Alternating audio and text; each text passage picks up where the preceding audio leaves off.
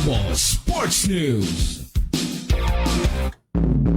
Alamin naman natin mga kabombo, mga susunod na hakbang itong Philippine para bowling team na humakot ng tagumpay doon sa para games na ginanap sa Thailand.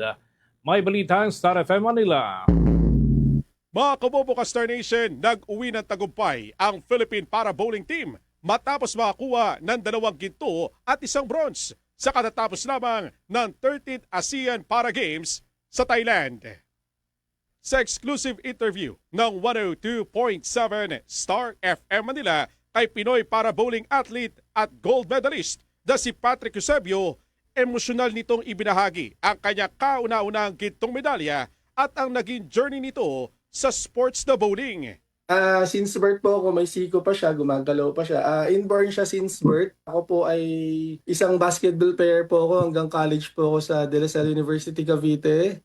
Tinawagan ako mismo ni Mike Barredo pala, yung presidente po ng PhilSpada. Sabi, mag-host tayo ng 3rd ASEAN Para Games pa noon sa Philippines ng 2005. So, nag-try out po ako doon ng track and field. 4 years po ako sa athletics. Then 2009, nagpa-try out po yung PhilSpada nga and yung National Council on Disability Affairs. Nag-tie up sila na magkaroon ng bowling. First gold ko po to, yung mga before ko puro silver lang, bronze, ganyan. Sa kalahating kataon ng buhay ko kasi 41 na ako. 21 years ako dito na sa Philippine team po ng PWD. Yun na yung gintong pinapangarap ko since 2005 na sumali ko. Nagbigay naman ito ng mensahe sa mga katulad niyang pinanganak na may disability. Tama po kayong wala ng pag-asa mga kababayan ko. Hindi hadlang ang disability para ma-reach natin yung goal natin. Sa mga kapamilya po na mga kapwa ko, mga PWD, uplift their spirit. Hayaan niyo po silang lumipad din po kung ano po yung gusto nilang pangarapin sa buhay. This is very humbling experience po for me na ma-reach po to.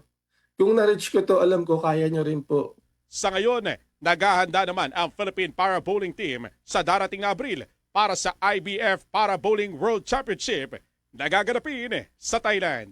At yan ang ating balitang sports mula rito sa 102.7 Star FM Manila. Nagulat, Star DJ Antonio Nabada, and this is Bombo Radio Philippines, the #1 and most trusted source of news and information.